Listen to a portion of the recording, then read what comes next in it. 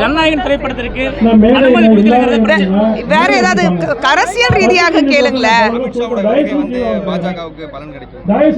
நிச்சயமாகங்க தமிழகத்துல பாஜக எந்த பெரிய அளவுக்கு ஒரு வெற்றி வாய்ப்பு இருக்கு. இது அமித்ஷா அவர்கள் இங்க வரும்போது சொன்னாரு, கூறினாரு.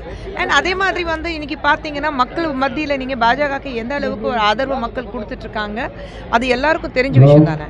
இல்ல அமித்ஷாவோட வருகை எந்த ஒரு பலனையும் அளிக்காது, தமிழ்நாடு வேற மற்ற மாநிலங்கள் வேற அப்படின்னு சொல்லிட்டு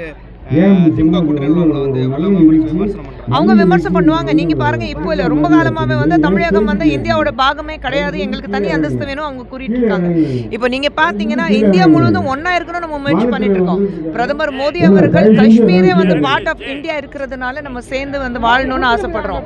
ஆனா தமிழகத்துல திமுக ஆட்சி மட்டும் எங்களுடைய டிராவிடியன் கல்ச்சர் சொல்லிட்டு நம்ம தேசமே எப்படி பாகமா பிரிக்கணும்னு அவங்க ஆசைப்படுறாங்க.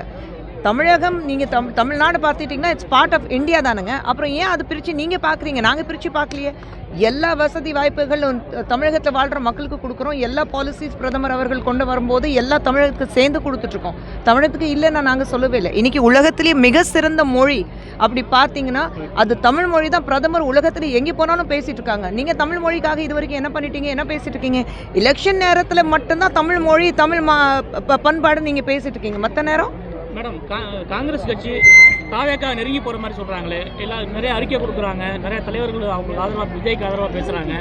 காங்கிரஸா? அவங்க எப்போ வேணாலும் எங்கே வேணாலும் போவாங்க. அவங்களுக்கு எங்கே லாபம் இருக்கோ அந்த பக்கம் போயிடுவாங்க. காங்கிரஸ் பற்றி நம்ம பேச வேண்டாம். எலெக்ஷன் இப்போ தானே வருதுங்க. விஜய் அவர்கள் இப்போதானே வந்திருக்கிறாரு. எலெக்ஷன் முடிச்சுட்டு பேசுவோமே அதை பற்றி. இல்லை ஜென்சியோட எல்லாமே வாக்குகள் எல்லாமே வந்து அவருக்கு போகும். அங்கே அவர் போகிற கூட்டம்லாம் வந்து இளம் வாக்காளர்கள் சொல்லுவாங்க. விஜய் ஒரு மாபெரும் நடிகர், அவ்வளோ பெரிய ஸ்டார். தமிழகத்தில் அவ்வளோ பெரிய ஸ்டார் இன்னைக்கு விஜய் அவர்கள் இருக்கிறாரு. 91, 92 ரஜினி சார் எப்படி இருந்தாரோ அந்த மாதிரி இன்னைக்கு மிகப்பெரிய ஸ்டார் வந்து தமிழகத்துக்கு வந்து விஜய் அவர்கள் தான் இருக்காரு. விஜய் அவர்கள் பார்க்குறதுக்கு கூட்டம் வரதான் செய்யும். ஆனால் அது ஓட்டாக மாறுமான்னு இதுக்கு முன்னாடி நம்ம நிறைய முறை பார்த்துருக்கோம், பல இடங்களில் பார்த்துருக்கோம். நடிகன் பார்க்குறதுக்கு கூட்டம் வரும், ஆனால் அது ஓட்டாக மாறுமா அது நமக்கு சொல்ல முடியாது. அனுமதி மத்திய அரசு தான் கொடுக்கல, மத்திய தணிக்கை சொல்றாங்க. அதை யார் சொல்றாங்க?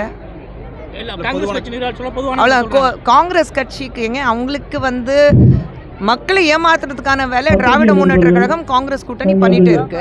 இத்தனை வருடங்களாக மக்களை ஏமாத்திட்டு இருக்காங்க. இப்போ ஏதோ ஒன்று சொல்லிட்டு ஏமாத்துறாங்க. அவங்களுடைய பொழுப்பு அவங்க பார்க்கணும்ல. ஏதோ ஒன்று குரல் கொடுத்தாதானே அவங்க வந்து மக்கள் நாங்களும் இருக்கோம் மக்கள் திரும்பி பார்ப்பாங்க. ஸோ காங்கிரஸ் இதுவும் பேசுவாங்க, இதுக்கு மேலேயும் பேசுவாங்க.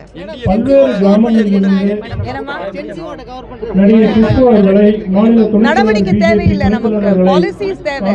பிரதமர் மோடி அவர்கள் ஜென்சி மட்டும் இல்லை, எல்லாரையும் கவர் பண்றதுக்கு பாலிசி கொண்டு வராங்க. இளைஞர்கள், பெண்கள், மாணவர் மாணவிகள், விவசாயிகள் எல்லாத்துக்கும் வந்து ஒரு பாலிசிஸ் கொண்டு வந்திருக்கோம். அதுதான் முக்கியம்.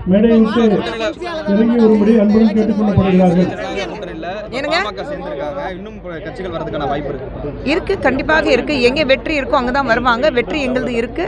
கண்டிப்பாக இந்த தேர்தலில் என்டிஏ எங்களுடைய ஜனநாயக கூட்டணிக்கு மிகப்பெரிய வெற்றி வாய்ப்பு இருக்கு.